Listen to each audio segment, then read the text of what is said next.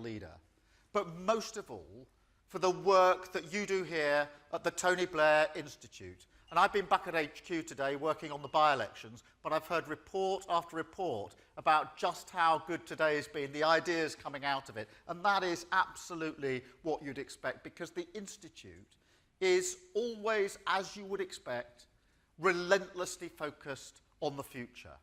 Draws deeply on what's happening beyond our shores, we just heard that, the very best in public policy innovation. But it remains grounded in a fierce commitment to this country and a burning belief that we can be better. Now, sadly at the moment, that optimism is becoming a faintly heretical belief. But today I want to set out a defence of that position and explain how my Labour Party is crafting a political project and programme that can deliver it.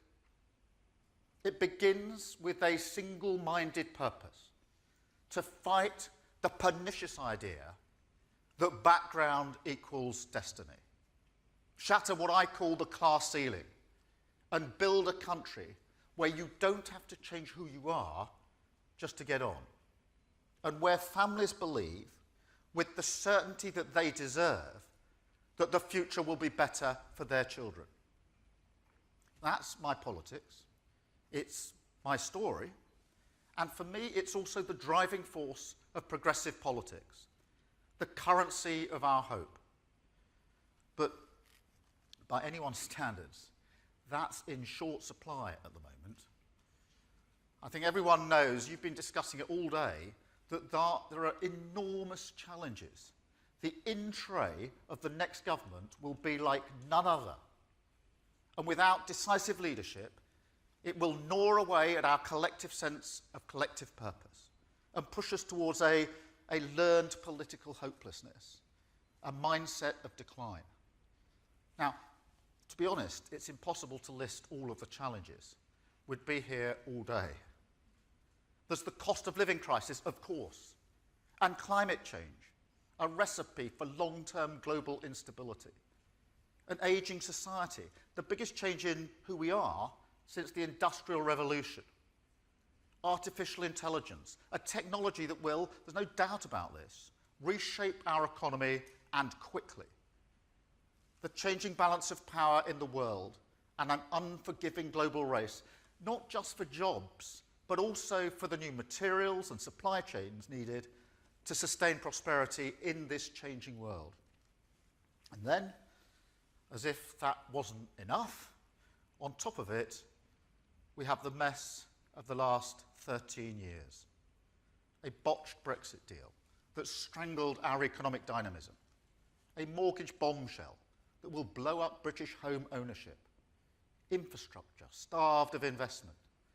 Wages totally flat. Public services on their knees. The worst period for British productivity since Napoleon. Make no mistake, it's a new age of insecurity. And we're not even close to match fit. So we've got to get back on our feet, join the race, win the race, and get our future back. We need three things: growth, growth, growth. Now, you may have heard a refrain a bit like that before. But I'm serious. It's the only answer that can restore long-term hope and opportunity. We need to rebuild the foundations of our economy, fundamentally change Britain's growth model. Growing the economy, and crucially how you do it, that is the central question. And not just here in Britain, for progressives everywhere. The biggest barrier to our purpose of lifting working people up.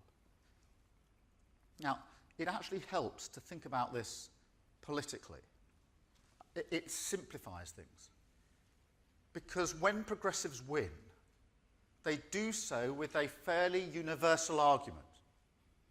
And it runs like this: that we will deliver, no matter how volatile the external world, security for your family, for your community, and for our country.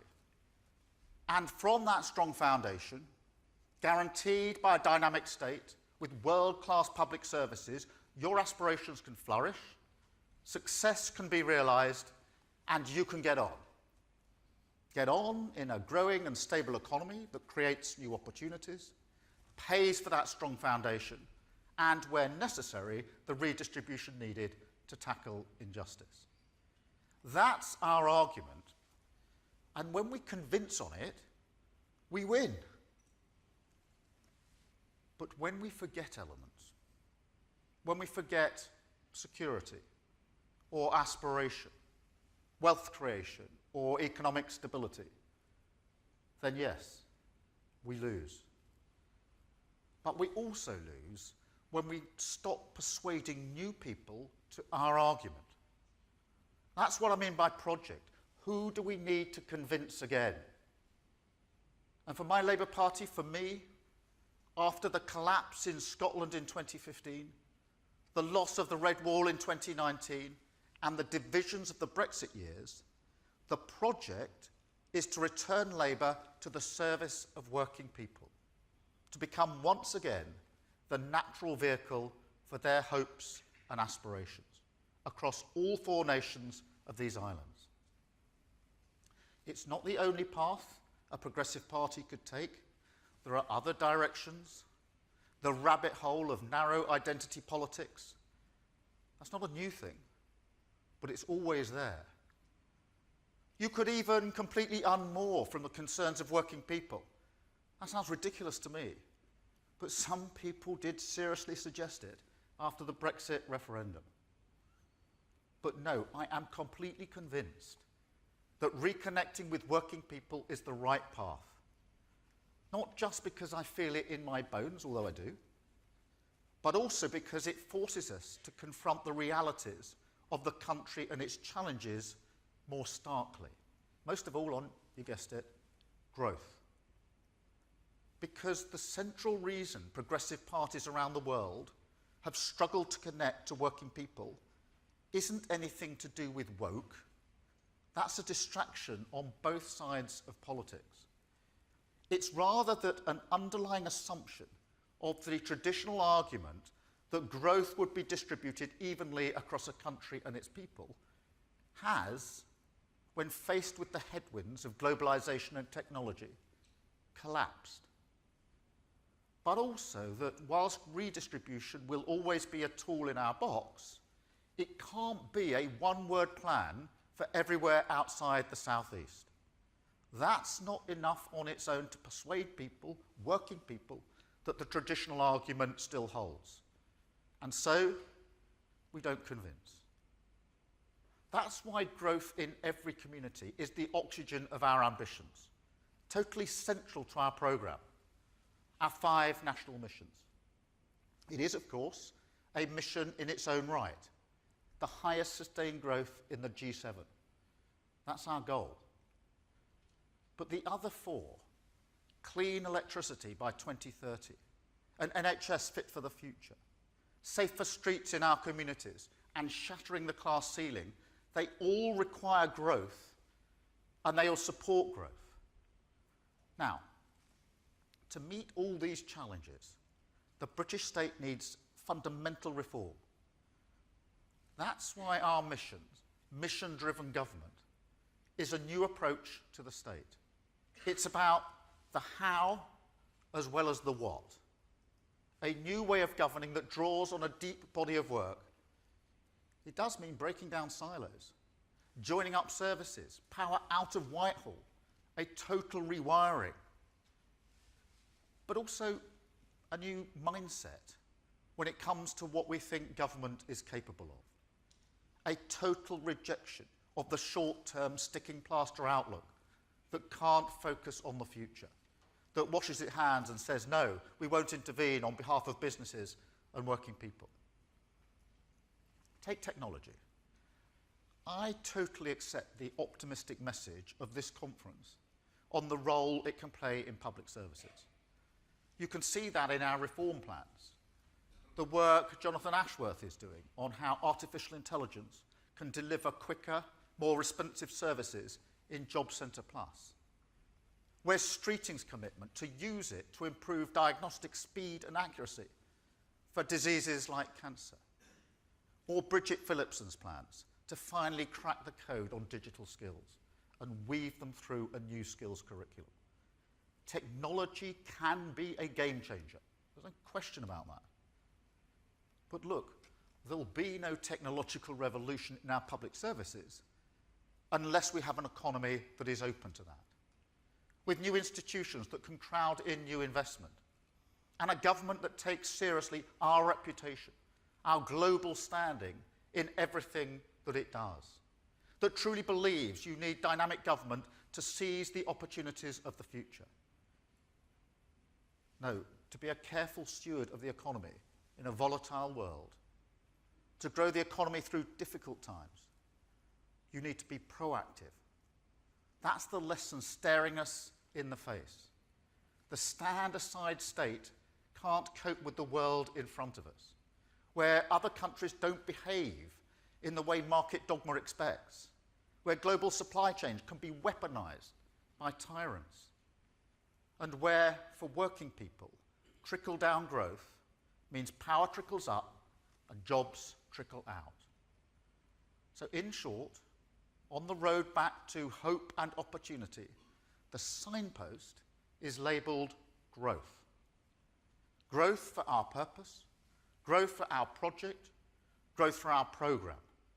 A new growth model for Britain that accepts the imperative of economic stability, but still charts a new course, that modernises our public services, invests in the industries of the future, gives communities control, backs science, enterprise and our universities, reforms our broken labour market, reskills the nation, restores our standing, and bulldozes through the planning laws that hold our future back.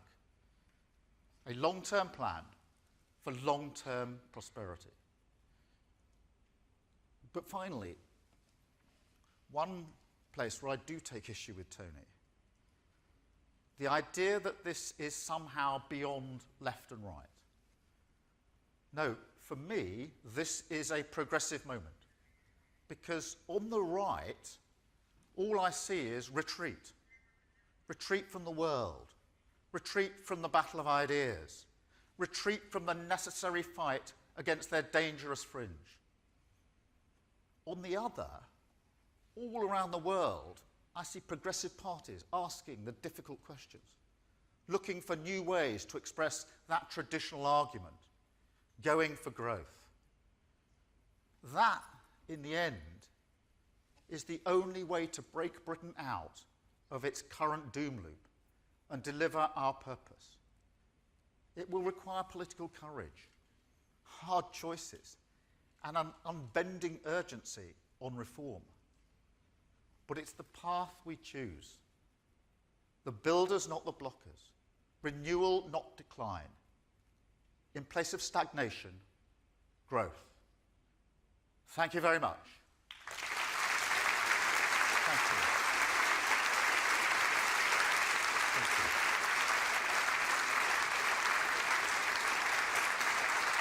I think we're going here. Hi. You good? Which one are you? Am I here? Fantastic. Well, this is a first. So, thank you very much indeed for coming. I'm really, really grateful. Thank you so much for the speech. Before we get on to the substance, how are you enjoying Prime Minister's questions? I'm a bit out of practice. But he's not turning up. I haven't seen him for 3 weeks. We got one tomorrow, and then I think only 2 more before conference. So, yeah, I think he's more than anyone else. Yeah, that's something I really don't miss, you know. Yeah. No, even now, wherever I am in the world, sort of midday Wednesday, I think I've got this uneasy feeling. Yeah, that's what it was. Well, I think at least you moved it from twice a week into once a week. Yep. So that's only on a Wednesday at 12. It's a small number of people who should be grateful to me, but they should be very grateful. I keep reminding the Shadow Cabinet that back in the day, the Prime Minister used to sit on the front bench and choose which of his ministers would answer the question. Yes, so we could go back to that model. Yeah, we never know what they're going to say, though. That's the thing. Okay, so, you know, you've done an amazing job. You've taken the Labour Party in 2019. It was on the brink of extinction, frankly. And you've taken it, I know you can't say it's on the brink of government, but I think it's a pretty good prospect. And yet, I think we both agree that 1997 is very different from 2024. You know, in 1997, we had a lot of things to do, but on the other hand, we could see that growth had stabilized, and we could look forward to over 2% trend growth. What you're going to inherit next year is, I mean, as I said earlier, it's grim, right? Yeah, it's going to be really tough. But I think this point about the mood of the country is really, really important, because now we've got to a position where we're a credible contender, and that's all we are. We've got a lot of work to do. People are looking back to when this last happened. And I mean, as you know better than anyone, we've only won from opposition 3 times. And obviously 97 was the last time. And the mood then was one of growing optimism. That song, Things Can Only Get Better, that resonated because it felt that was the mood of the country at the time. The economy was growing, and you know, what Labour was able to come in and absolutely sort of turbocharge that sense that we're going to go into a new century, it's a new way of doing politics, modernising, things can only get better. That's not the position now, by a long shot. The economy is badly damaged. Public services are, I say, on their knees. My wife, who works for the NHS, would say on their face. And the mood of the country, I think, is pretty bleak. And I think many people fall into 2 camps. The camp that says to me, I like what you're saying, your missions, the change that I think you would bring about, but can you do it? Can you do it? It seems too broken to me. And then another group that say, will you do it? We've been lied to so much in the last 13 years, we don't actually believe anything anybody says. So the mood is very different. The reason it matters, I mean, it's not just a sort of historic, interesting analysis. We have to get the mood of the country right, because we have to speak to the country where it is now and not where we'd like it to be. And therefore it's a mistake to us to speak to the country as if it's 1996. We've got to speak to the country as it is in 2023. Right, and they want a sense of realism. Yeah, reassurance. They want hope, of course, but the reassurance has to come first. Do you get it? Do you know how bad things are? Do you know how much I'm struggling? Can you fix the immediate problem? And can you deal with the longer-term fundamentals that we need to fix? I mean, I'm personally a fan of the 5 missions, because here's what I think they do, which I think is really important in this context. I mean, if you take over from Rishi Sunak next year, you will be the 6th Prime Minister in 8 years.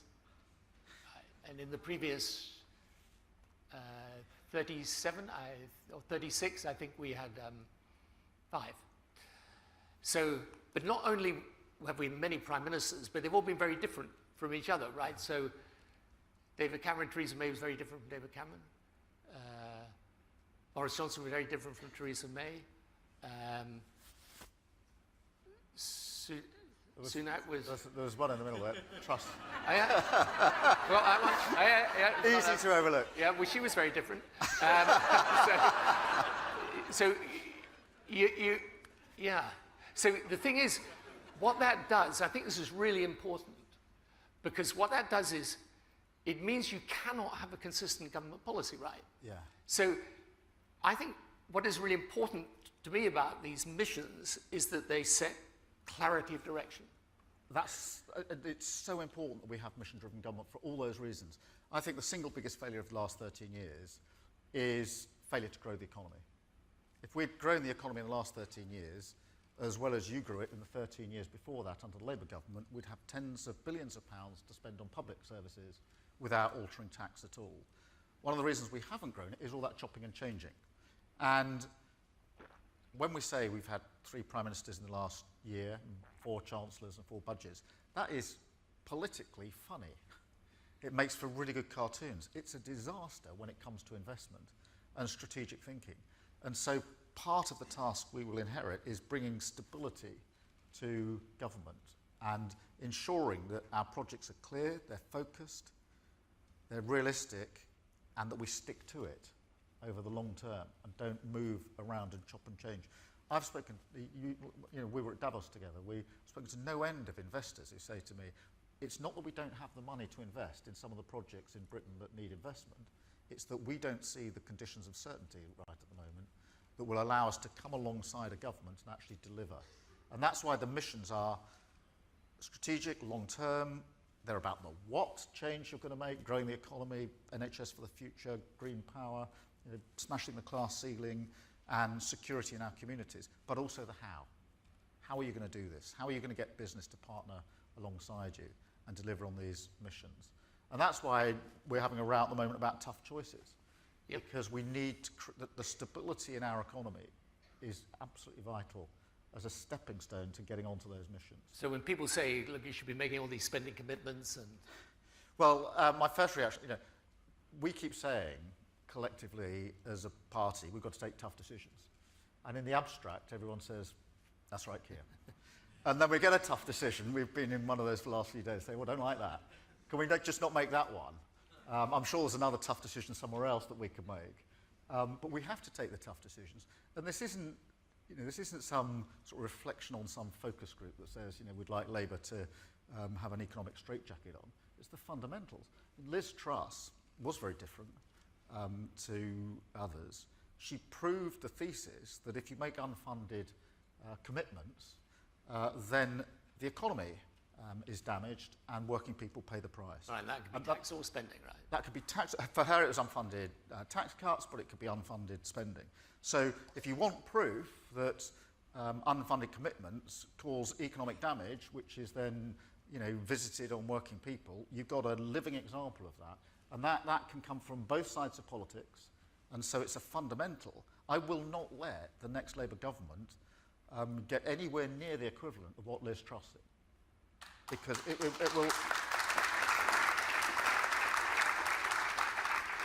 But it is also, for that investment, we need to partner with business to get these missions done because they're massive. They'll make a big difference to our country if we can do it. That means we have to show that the conditions of certainty are there, sufficient for them to put in their lot and come alongside us. So it's not this idea that you can either have, responsible economy or big reform is completely wrong. The only way you get the big reform is by having a secure economy. And that's the discussion that we're having internally in the Labour Party now. I'm absolutely clear about the direction of travel on those. I mean, I think the other thing that's interesting is that, some of the... So people always say, yeah, but how are you going to do these things? But, for example, in the speech you've just given now, you mentioned planning specifically. Yep. And one of the things we've explored today at this conference is in relation, for example, to the clean energy revolution, just how planning's holding us back, right? Yeah, completely. I spoke to the CEO of one of our big energy companies not long ago, and I said, look, just assuming for a moment that we are able to come into power and I want to get to clean electricity, clean power by 2030, how quickly could you build me an onshore wind farm? And he said, 2 years. Wow, we're going to be really motoring here. So I said, well, how soon do I get power out of it? He said, oh, that'll be 13 years. I said, well, talk me through that then. He said, I'm going to lose 5 years to planning. And then even when I've done that, I said, well, we're still losing 6 years here. Where does that come from? He said, even when we've done the planning, we've got through that, then the grid will not start crawling towards me until I'm ready to switch the power on. So 13 years. We can't win the race for the next generation of jobs with that. So we're going to have to be really bold on planning and remove those impediments. And this is what I mean by mission-driven government, which is if you get elected into government with 5 missions, then you are democratically entitled to say that's the direction of travel for our country because we've put it to the country And they said, we want these fundamental changes. Then got a choice as to how to do it. We could say, well, they're our mission, so we'll suck it all up to the centre and run it through government, which would be a big mistake. Or we can say, well, the missions are clear, so the private sector normally follows and the market's pretty good, so let them get on with it. That won't work. Or we can partner where we say, this is what we're trying to achieve. You are vested in helping us achieve this, and our job is to make sure the conditions are such that you can ensure that happens. So for those onshore wind farms, the job of an incoming Labour government is to say, we're going to deal with planning laws, we're going to deal with all of the problems in infrastructure that are holding this back, and through this partnership deliver, in this case an onshore wind farm, but there are plenty of other examples, and actually get ahead of, and that of course, I mean, onshore wind is not just about the climate obligations, it is the single, clean energy is the single best way to keep our bills down, to ensure that we have energy security, so Putin can't put his boot on our throat, and the next generation of jobs are bound up with this. The Inflation Reduction Act in America is like a magnet for investment at the moment. The EU has responded, and this government's sitting it out. We've got to turn that around. I mean, one of the things, obviously, is in relation to the partnership between public and private sector. I mean, I know you spend a lot of time talking to business and to the business community. Have you got from them, is there a set of things that they're looking to from government that you can identify? Yeah. The first is stability, economic stability, because they say we're not coming near this until you're... The first thing is stability. The second is a long-term strategy. The missions are intended to be long-term. Just another, I mean, this is another wind farm example, but it serves the purpose. Whiteley is the biggest onshore wind farm in the UK. It's just outside Glasgow. There's 350 wind turbines there. It's amazing to go and see it. It's like a film set. It's incredible, on the side of the hill there. And when I went there with the CEO of Scottish Power, I looked at them. They're big, incredible pieces of manufacturing. I said, how many of these were built in the UK then? And he said, none of them. I said, well, why not? He said, because we didn't have a long-term strategy. The government wasn't clear enough, back to your point about chopping through 6 different prime ministers, and therefore the investors went elsewhere. These were all made in Indonesia, he said. And they were towed in, literally towed in to Scotland and erected there. And so business is saying security, clear, strategic goals, and you're going to stay the course. And they've got to be the right goals. I mean, I think this is one big difference from when we were in, because in a way, you know, that we had a situation where growth was strong, the economy was running reasonably well. I mean, obviously, there were changes that Gordon and myself made that were important, but I think there's a much greater priority now as we enter a new age industrially for that partnership between public and private sector. Yeah. I think it's the only way we can deliver. If you look at the money that's needed to invest in clean power, you can't do it all through state funding. That's never going to get us there on time. So we need that partnership, but we need to create the conditions in which that partnership works. Right, so health obviously is a big priority for the Labour Party, always is. You've talked about reform, Keir, and we talked today a lot about what's possible with a lot of the new technology and the ability to create new treatments, to do better diagnostics, prevention and cure. How much does that fit into the plan of what you need to do with the health service? It's central. It's absolutely central, the technology and the changes. If you take AI, I mean, you may have had this example today, but a radiologist working with AI can get a 60% more accurate diagnostics on stage 1 cancer, lung cancer, than we can without.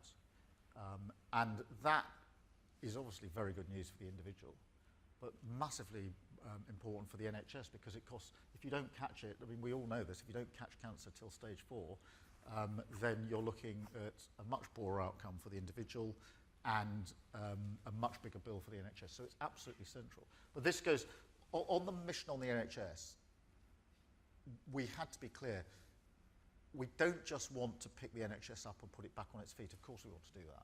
But I don't want 5 years of Labour government where all we've achieved is managing slightly better the services and institutions as they now are. I want them to be materially better. And whatever the mistakes the last 13 years, and there have been many, the challenges facing the NHS are just fundamentally different now to the challenges it faced 75 years ago. And the techniques for dealing with it, technology has gone so fast, right? The AI.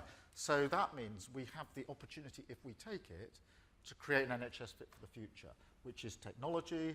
It's about prevention, moving health closer to our communities. At the moment, we've got go to the GP or go to A&E as broadly the only options, and you need something close to the communities. Mental health needs to be catered for. So we're talking about a model that will survive for generations to come, not just a slightly better health service at the end of 5 or more years of a Labour government. Right, and then obviously if you want to make use of the technology, you've got to build the right digital infrastructure and so on and so forth. That is also really important. You've got to do all that, but you've also got to take on those that say leave it as it is. Because you will all, particularly in public services. But here's the thing that I found most difficult, I think you find difficult as well. And that is the tendency on the progressive side of politics to define radical simply by the amount of money you're prepared to commit. Yeah, and this is a big mistake. So I ran a public service for 5 years, the Crown Prosecution Service. I don't need persuading that if you put a bit of money in the top, you get a better outcome. But I absolutely know to get a much better outcome, you've got to reform. You've got to take the difficult decisions. And people will say, no, it's pretty good, don't rock the boat, don't change anything, it all works as it is. But you've got to reform. And an example from when I was running the Crown Prosecution Service, the first thing I did was to go around the country to all of our offices to try and learn what our staff were doing on the ground. And I remember it was a sort of freezing cold January day, and I was in South Wales, and we're in the office, and this van pulled up, and then into which were loaded lots and lots of papers, and then it set off over the mountain to the Crown Court for the next day. And when it was en route, one of the cases got switched to a different court, a sort of reverse and go in a different direction. And I said, what is this? And they said, oh, all our files are paper files. I said, well, you must be able to surely move this electronically. No. We've always done it this way. And so we've got to make use of the technology, we've got to win the argument, but we've also got to win people over to the idea that this is what is necessary. Right, that science and technology will be critical to the future. So, Keir, we only a short time left. The Labour leader is always in receipt of an inexhaustible supply of advice on how to lose an election. So, the thing that's most difficult, I always think when because your people. The difference is sort of, when you're in the Conservative Party, you kind of think, right, it's your divine right to govern. So it's, you just get on with it. Yeah. Okay. I mean, I think they're a bit different now, but with the Labour Party, the people want this sense of enthusiasm. They want to be enthusiastic about what they're going to do. I mean, when you look back, the other difference between us is that I was lucky enough to have Neil Kinnock and John Smith before me. You weren't, right? So, put it like that. So I just want in the last bit, because people should acknowledge what you have done since 2019, because I tell you, it was not easy.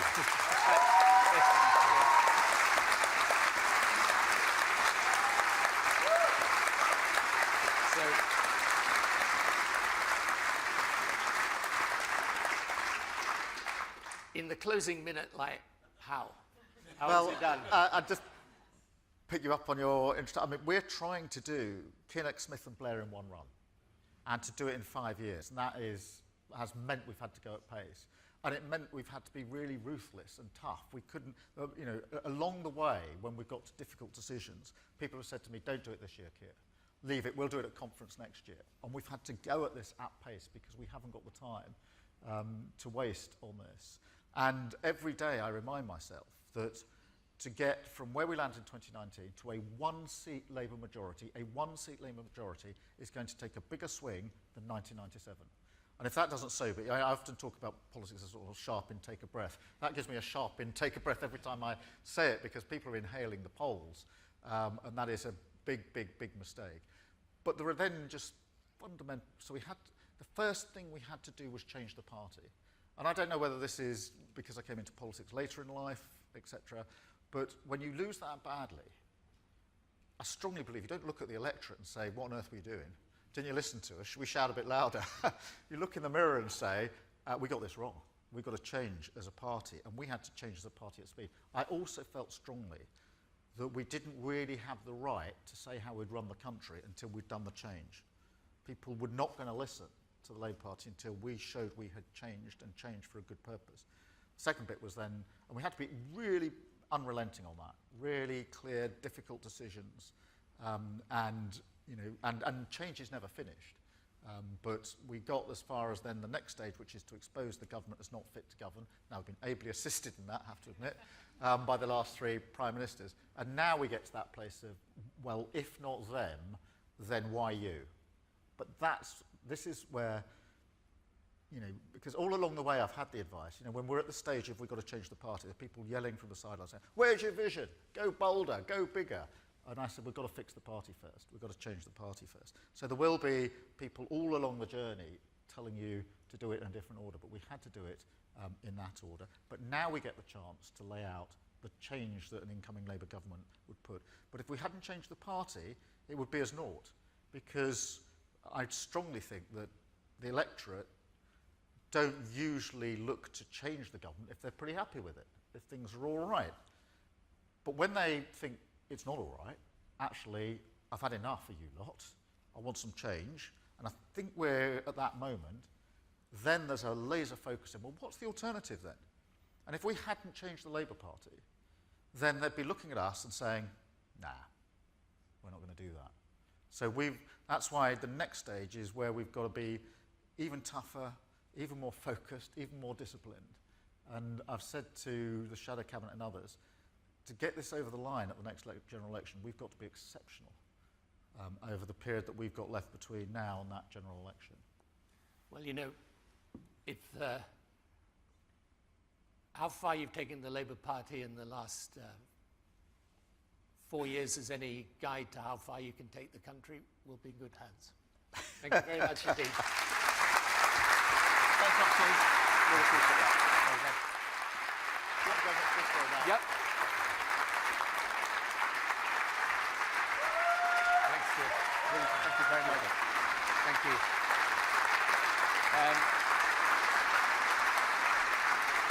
Right.